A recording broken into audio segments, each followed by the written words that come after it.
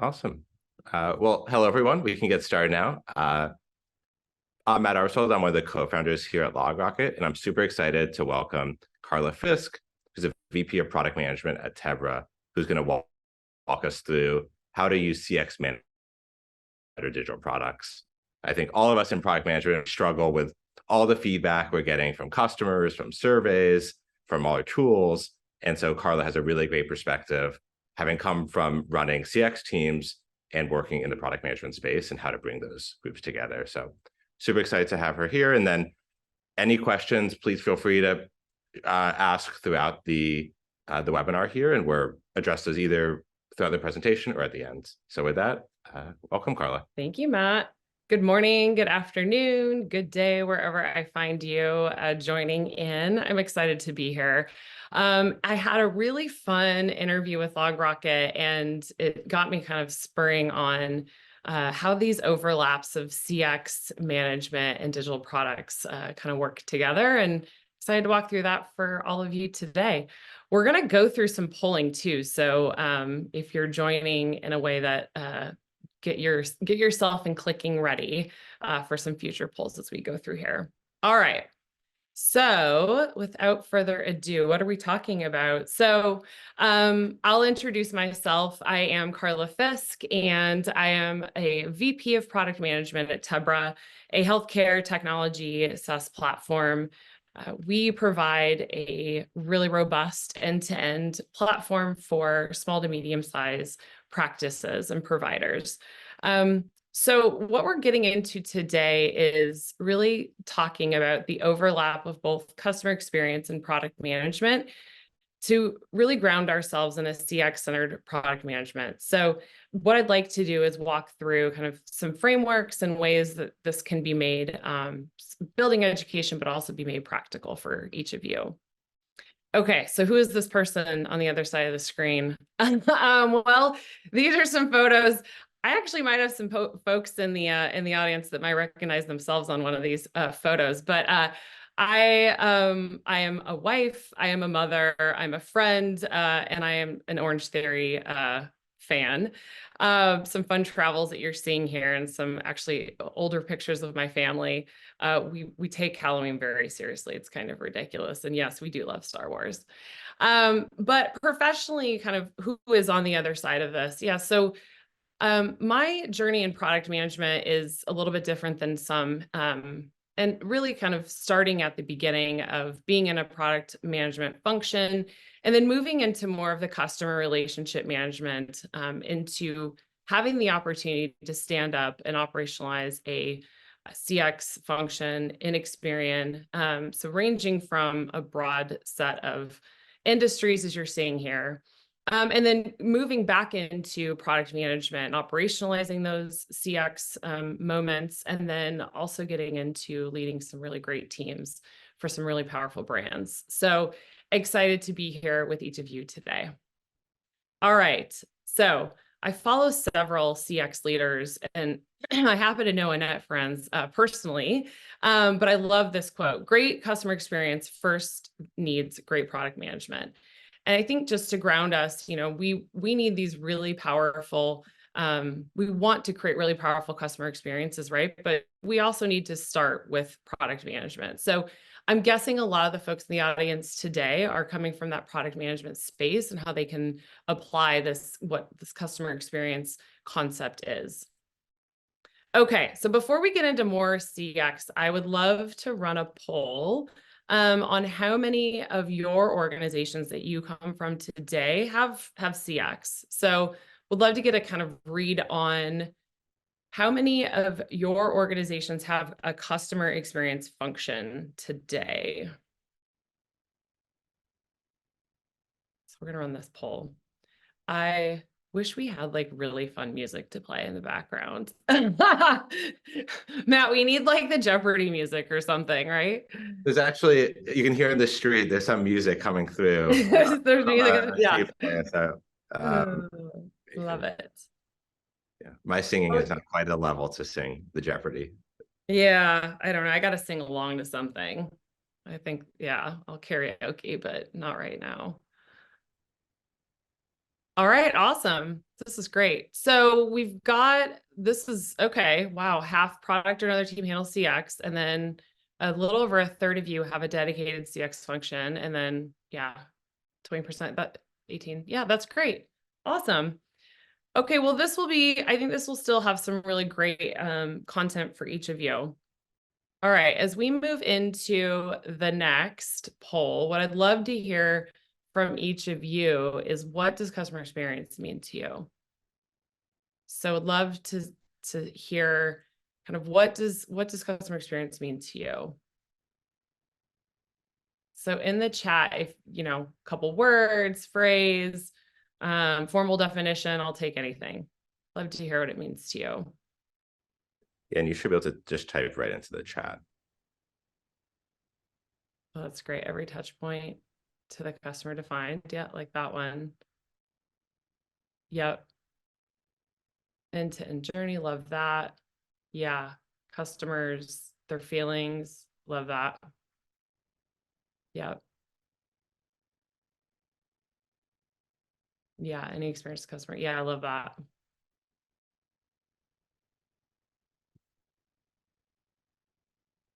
Awesome.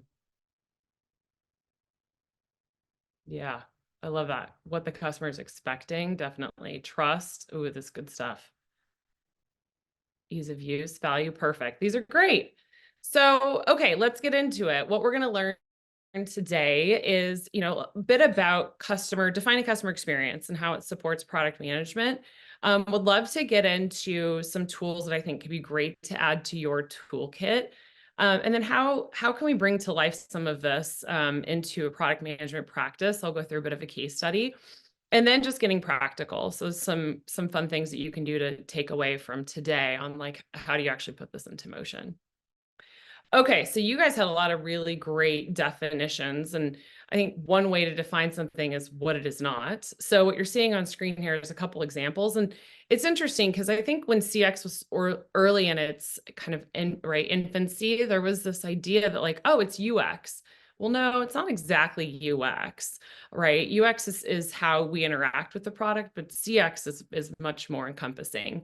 I've also seen job descriptions out there on mixing CX and customer service, and that's not always the case, right? Customer service or a contact center can be part of that customer journey, but is not necessarily all of that customer journey. It's not marketing, and it's not necessarily limited to a few channels. So there's a lot of really great definitions out there, and this is a sampling of some that I think do a really great job of kind of connecting the dots and forming this. What I love about these are really that, you know, this is an all-encompassing, you guys said it, it's looking at that end-to-end journey. It's looking at how the holistic approach to how we, you know, are looking at where and how customers are interacting with our brand. And it's, how are they feeling about the brand, right? How are they feeling about the products? How are they feeling about these experiences? And summing all of that up to understand what that net experience is. So let's keep going. Several of you said that there is a CX function in the organization today, or that there's folks that are playing that role. So what I found to be helpful is a framework a bit to define kind of each of the roles. Now, this is a framework that can really meld and be made more personal for your organization. So by no means is this hard and fast. And in fact, these things we could debate. I pulled a CX leader in my network and was like, hey, let's talk about them. You know, and it was fun to kind of debate and discuss each of these roles in the role that product plays and the role that CX plays, but also where and how would it be appropriate to overlap. So most of you, I'm sure, coming from a product management background or are in product management, you know what product management is. You know, so some of those samples there. And I pulled out a couple of examples really that have to do with, you know, are specific to kind of where we could see product management. Now, in the case of our CX, I'm actually seeing, let's see, some of these actually got duplicated. So this is actually not correct. Somebody's like, wait a second, that's not product management. All right, we're gonna update this. Yeah. That's okay. Yeah, we have a miss in the slide, but that's okay. Product management, you all know, is requirements, right? And understanding personas, it's product design. Really what I want to highlight here is CX, the role that CX plays in organizations that have a formal CX role is typically going to be around doing the CX metrics capturing and really being the hub of that. Net Promoter Score being one of those, but there's many. Typically also CX organizations will lead customer journey mapping, but this isn't true in all situations. I've also seen a lot of the customer listening and feedback loop be hosted in a CX function. So really, and I think the way that we can think about this is like, where does it make sense to have the partnership? Partnership can be, driven through voice of customer and understanding those customer perceptions. Really important, right, in product to understand what are my customers saying about kind of everything that's going on, and how are they perceiving this experience, both within the product, but also just, holistically. Customer discovery is super important as we think about solving customer problems and making sure we really understand our customers deeply. Customer first culture, this is a shared function I see, right? And in really powerful organizations, you've got this customer first culture happening everywhere, where it's embedded in part of how work gets done in customer centric organizations. Certainly how we bring the brand to life is really important in both product and CX, and we see that throughout the organization as well. So, these functions can work really well together to help drive better customer outcomes and ultimately loyalty to a brand. Okay, so voice of customer framework. So I want to talk about, kind of a bit on VOC and a framework that I found to work really well. And so what I'll talk through here is some processes and then enablers. Really important that we spend time capturing customer feedback and capturing data. And we can do that through a lot of different mechanisms. I'll get into a little bit more of that in a future slide. Next is like gathering that data. Now I need to analyze it. I need to understand this data, and really powerful tools in the analytics space can really start to understand what some of these key drivers are in moving loyalty up or down. And I've even seen some tying back to some of the business results that can be driven around improving and resolving some of the voice of customer issues. And kind of the golden rule in a VOC framework is that we must act on what we hear, right? We should not be capturing data or analyzing data we don't intend to act on. And to that end, we really shouldn't be sending out a survey to something we don't intend to do anything about. So really, this is a key and arguably one of the most important parts is that we need to act on what we're seeing and closing the loop for our customers. So to do some of this, we need enablers. So a feedback management tool, powerful analytics solutions can provide these enablers, and then culture, as we mentioned. Culture of one that doesn't want to or isn't driven to provide what's best for customers is, it can be tough, right? And I'm sure some of us have been in an org like that before. Okay, so scrolling is hard. Let's go. Okay, great. So voice of customer capture, lots of different ways that we can get data, right? And so want to touch on a couple, and all of these are encompassing in our VOC. Qualitative, so really thinking about how I can get intimate and deep with our customers, understanding, hosting focus groups, interviewing, really seeing how they interact with the product gives us, that qualitative data. Quantitative, we talked about in surveys, behavioral analytics, lots of really great and powerful quant data that can be captured today, lots of great analytics tools out there. And then listening, spend a day in a contact center, your own contact center, and you will learn key customer pain points, right? In a hurry. So call listing can be really, really powerful.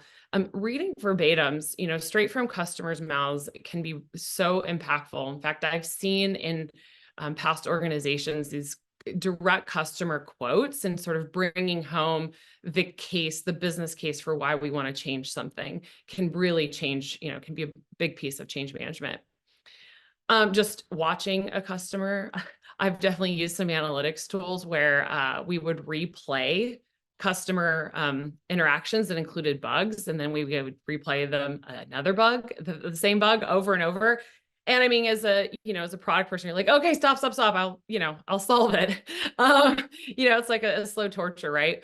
But I mean, I think we need to put our feet in our, customer shoes and build that empathy around, whoa, okay, I'm now really getting the pain that these customers are going through. So net, lots of ways to capture VOC data. Okay, one gold standard CX metric is NPS. Now, is this the only metric? No, but it can be a really powerful one.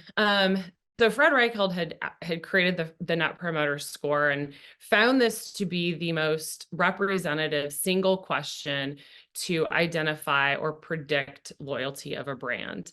And so how likely is it that you would recommend this brand to a family or friend or colleague is a very powerful question. A follow-up question typically to this is, why did you rate what you rated?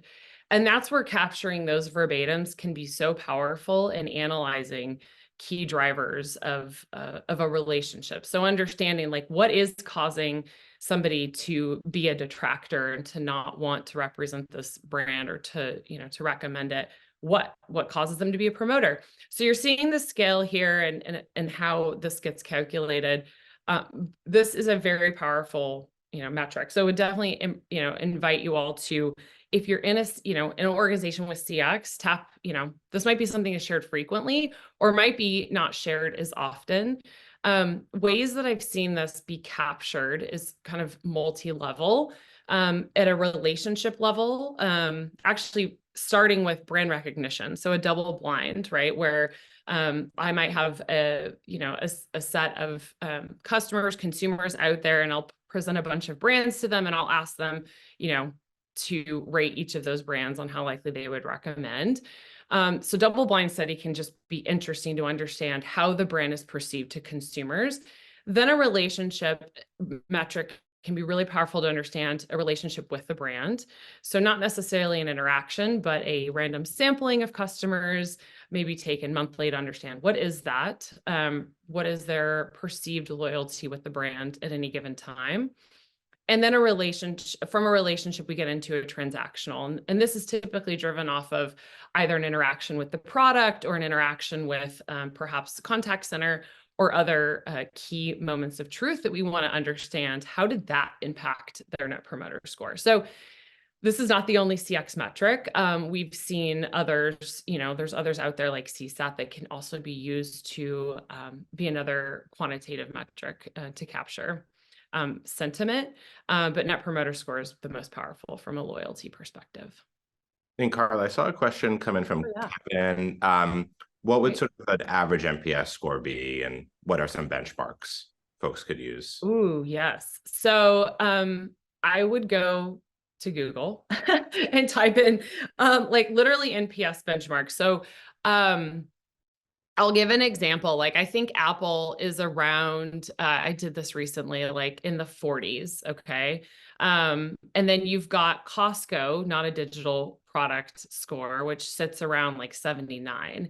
And Tesla at one point was like in the 90s, which is crazy because you're talking about, to go back, we're talking about a scale, right? From negative 100 to positive 100. So when you think about being, above zero, anything above, in that 30 to 70 range, you're doing a pretty awesome job. But, I think in terms of having an average, it truly depends on your product and it depends on your industry. So, some industries like telecom, they're all going to kind of be bad. So like, I don't want to give a range, but yeah, I spend some time researching it, what's relevant to your industry. And I think you'll start to get some really good benchmarks. Thank you. That's a great question. Okay. All right. Another tool in our CX toolkit for product managers is customer journey mapping. This can be so powerful in really understanding the holistic journey that a customer is going on. You're seeing an example here of one. Recently, our design team at Tebra just held an end-to-end customer journey mapping workshop. And, it was incredible. Like it was, I think the particular journey map was printed on a blotter for I think a total of 21 feet. And this captured only one part of our customer journey. So, the purpose of this, why would we do this? Well, really it helps us to understand and tell the story of what a customer's true experience is across all touch points, and really understanding what are those kind of low moments, what are the high moments, what are the moments of truth, I'll call them. And a moment of truth is really kind of where a customer is going to decide, will this make or break their relationship with the brand. And really this can help us understand, like when we take a step back and really look at a 30,000-foot view, this helps us understand, like, where should we make some of these investments in product? Like, what is, like, yes, I got feedback on a particular area, but it's not really maybe a moment of truth. And I might want to make an investment in an area that is more impactful to my customers. Or you might say, wow, this is like at a really critical moment. I've got to solve this problem. And I think this is an area where I can make an investment into.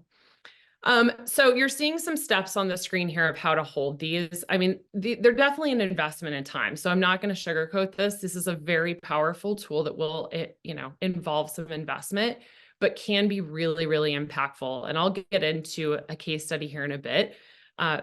But having one of these at Experian had the power to truly transform the organization. And it really helps executives and other cross-functional leaders go, wow, I didn't realize all of this is part of our customer experience. And I didn't realize that, wow, when I see data overlay throughout, their journey, kind of where those moments that we're not doing well in and where we're shining. And so it can also help direct an organization on where, the org at large should focus. Okay, so case study. How do we, let's use CX to build some of our product roadmap.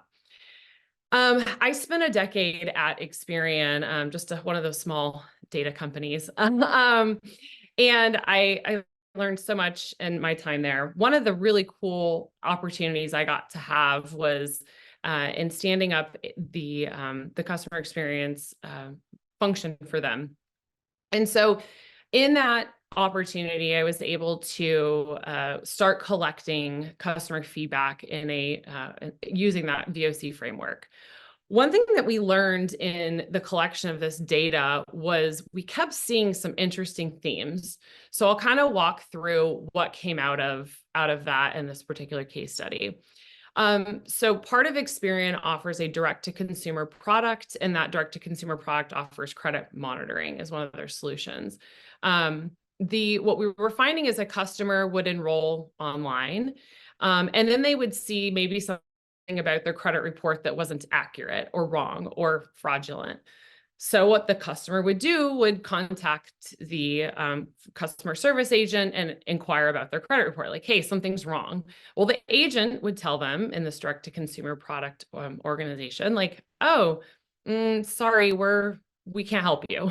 Here's the number to call Experian. And they're like, no, I called Experian. And the agent's like, no, you didn't call the right part of Experian. So here's the phone number, hang up and call them.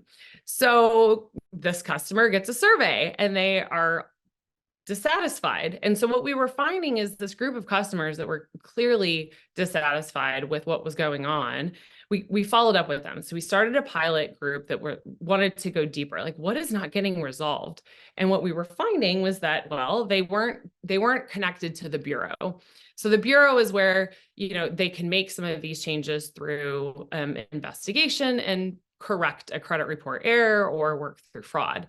So it ended up that we were able to figure out, okay, here's the root cause of what's going on. Okay, so what came out of that was kind of a multifold approach on solutions. So we've got this problem where Experian wasn't necessarily talking to Experian, right? And to a consumer's mind, at this customer, they're like, wait, I'm paying Experian. Why can't I talk to Experian? So what we found is that, it came, a lot of what came out of the kind of the short-term learnings were product backlog. And so, really smaller impact, smaller investment was like, okay, how can we make improvements within the product to help customers understand that, hey, calling this agent won't help resolve this in the short term.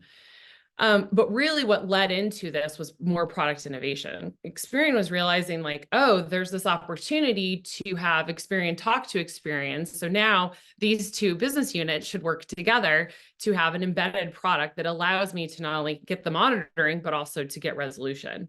So now this is where we started to see greater investment in building products, right? So that we could start to use bureau products from the direct-to-consumer side.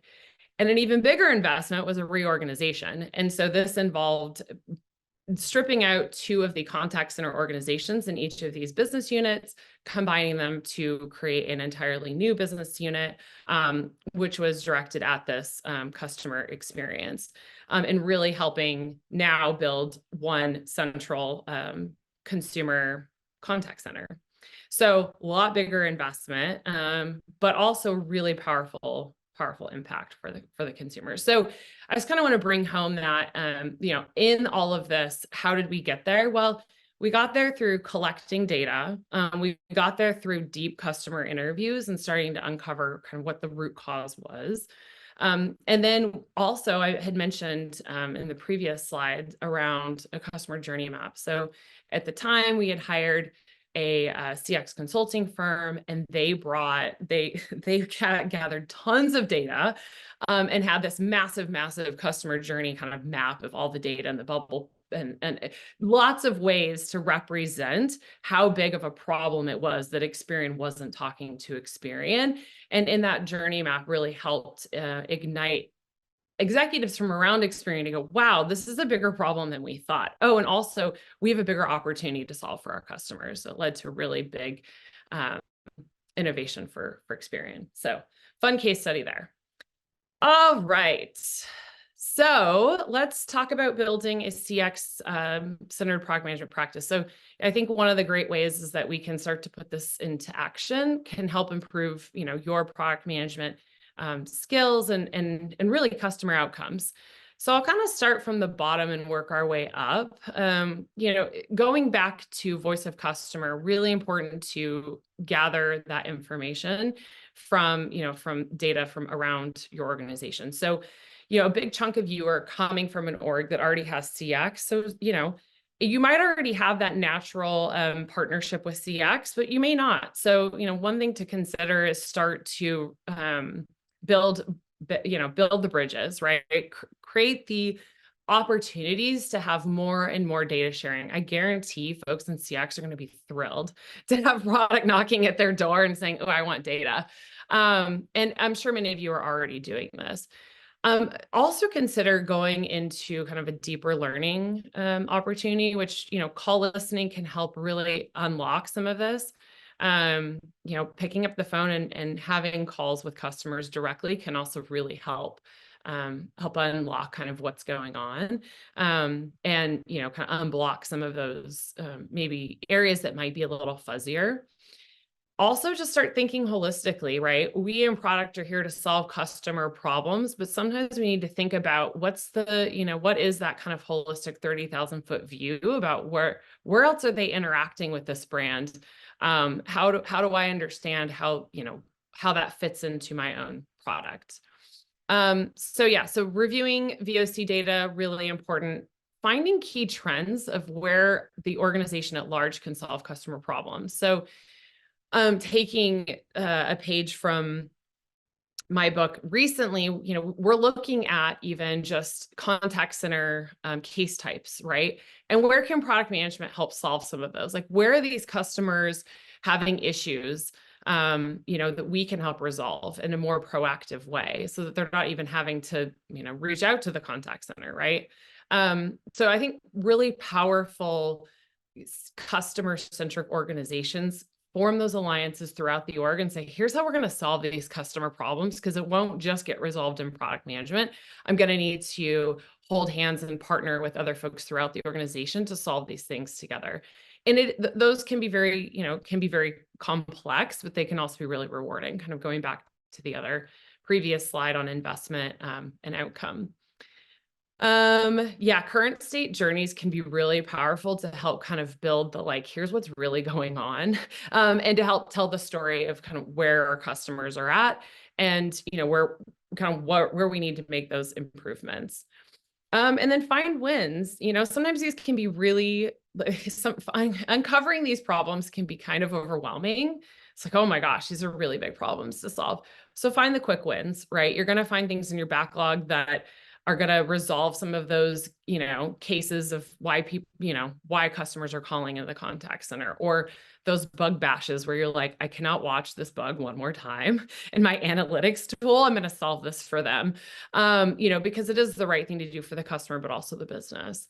I think really understanding where does the company align on customer experience more holistically, and where and how, can I and product help infuse that, and also just kind of build a culture of customer centricity.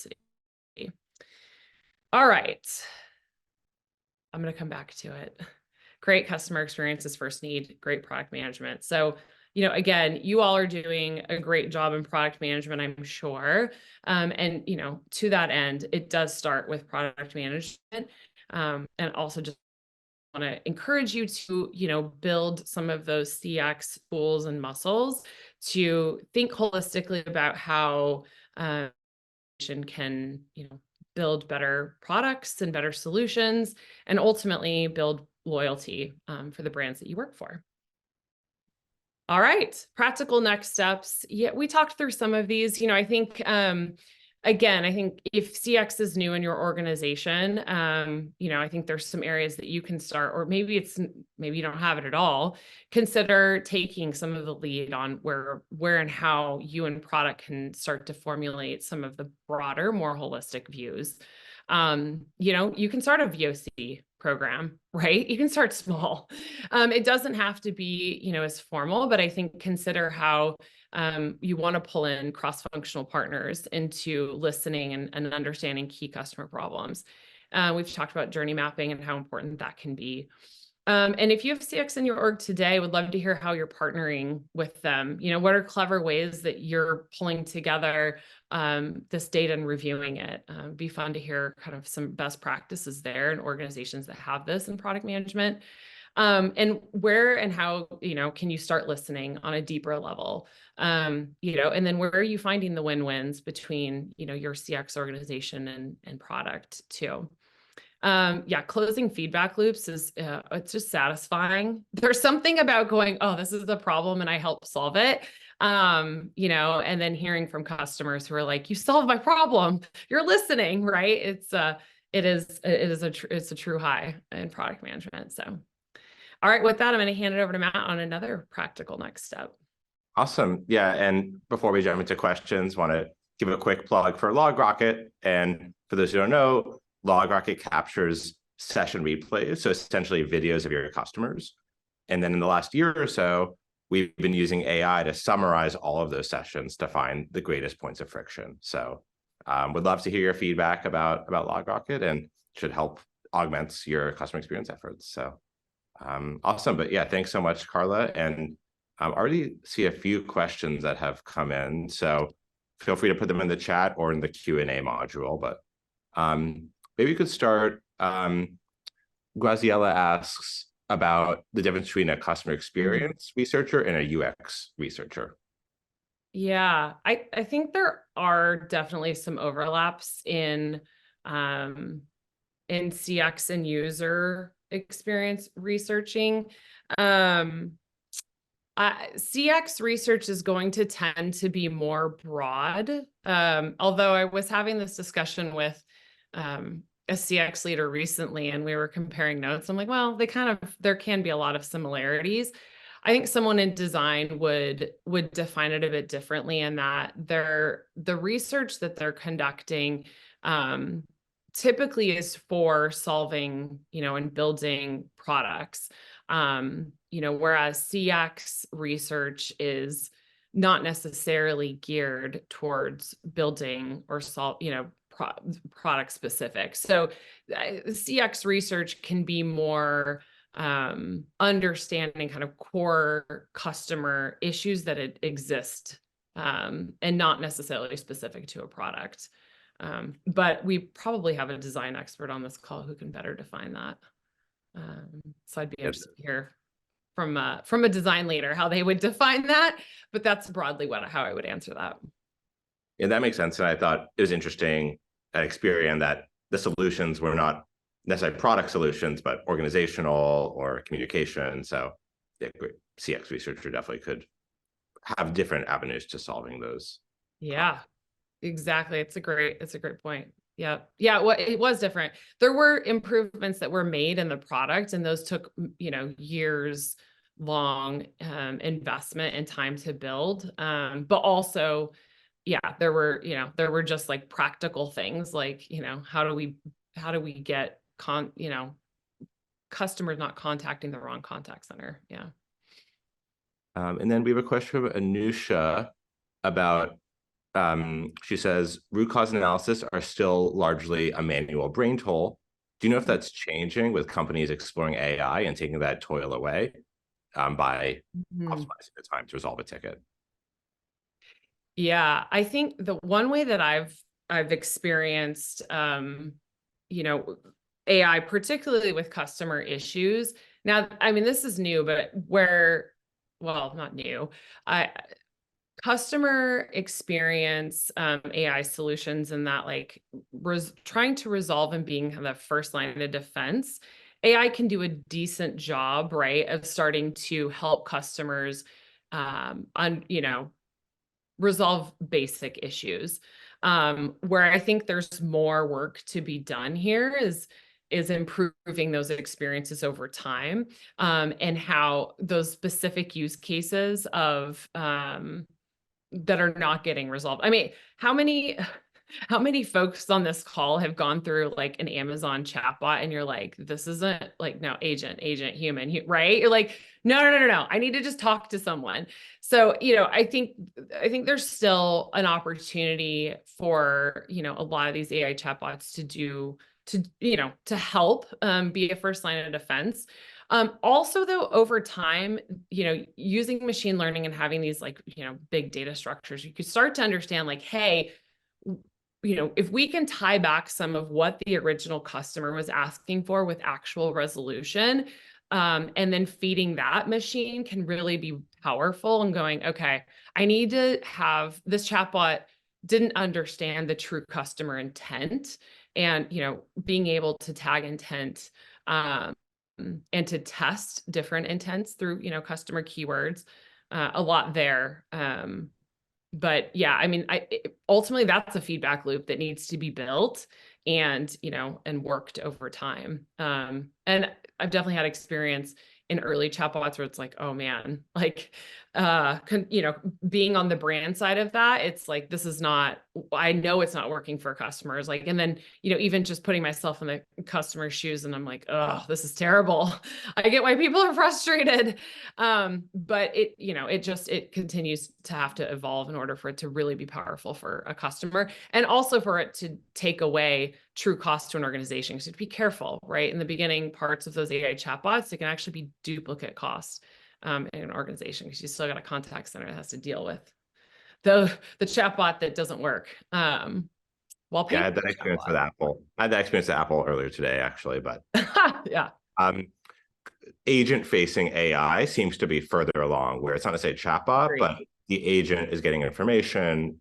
And yeah, that's super powerful. Yeah, a lot, what I've seen in this space in particular is, as an agent customer talking, it's able to translate that into intents, and like, hey, agent, here's what I think they're trying to do, and here's, help articles and next best steps for agents. Super, yeah, I agree. Super powerful from behind the scenes.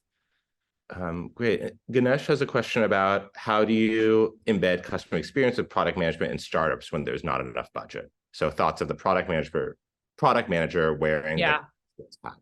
Yeah. No, I think for sure. I think in the early stages of a company, it's really about, where in that VOC framework can you start to gather data? Now, in a startup, it's really powerful to be able to pick up the phone and call a customer, but and those calls are really important. But can you spend 8 hours a day calling customers? Probably not, right? So, how can you start to do some light lift on survey to get more of that quant analysis? So there are free survey tools out there. There are low cost survey tools, and just so you can start to get a read on how are people, how do people feel about this experience? So I would start with sort of thinking through that framework of qual and quant, and then just going deeper in a couple areas where you're starting to see, in your customer verbatims. I would definitely ask an open end. If you're like, I have no idea where these customers stand, do an NPS with an open end, right? Start there. And then that will really help you understand, where should I then mature my survey, right? Where I'm like, oh, I now understand these are some other issues I need to ask questions about. It can help kind of define your survey strategy. I hope that helps. But yeah, that's, I would say, just start gathering your voice of customer data. Journey mapping is a great thing for you to do, even in a startup, and you can kind of pull a couple of your colleagues together and say, hey, how are you doing things in marketing? Right? You probably already know those things, but to be able to document them and say, here's what we've created so far, it can also help guide your future roadmap too. Awesome. And yeah, maybe the final question I see from Seth. So the company is sunsetting one of their products, and he's wondering any suggestions for how to message to those customers to have the best customer experience, or how to work about sunsetting a product or changing product functionality. Yeah, I think really understanding your customer base and understanding this functionality. I'm like, oh, Seth, let's talk. It would be good to understand, how did they use those products in the past? Are you giving them like for like? Are you taking away functionality? Why are you taking it away? I think a lot of I think I would do analysis to understand those areas, and then understanding how they use those or don't use those parts of the platform, I think could help inform that change management. Also, if you've got a set of particular customers that are high users, I would really consider, partnering with your customer success team, or thinking through, how am I going to handhold these particular customers through what might be kind of a rocky road of, a high usage product that's being sunset. In my past, that's how we've approached, making really careful decisions on sunsetting, and then now really handholding those key customers through, hey, we value you. We want you to know this. Here's what we're going to do to help kind of get you through this sunset, and, either like for like, or maybe here's how we can help improve your experience. You don't need this product as much anymore because we now have this. Awesome. Well, yeah, thanks so much, Karla. I learned a lot today, and different ways to bring CX into our organization. So hopefully everyone in the audience is the same. And yeah, you can reach out to Karla or us here at LogRocket with any more questions that come up. But thanks so much, Karla. Have a good day, everyone.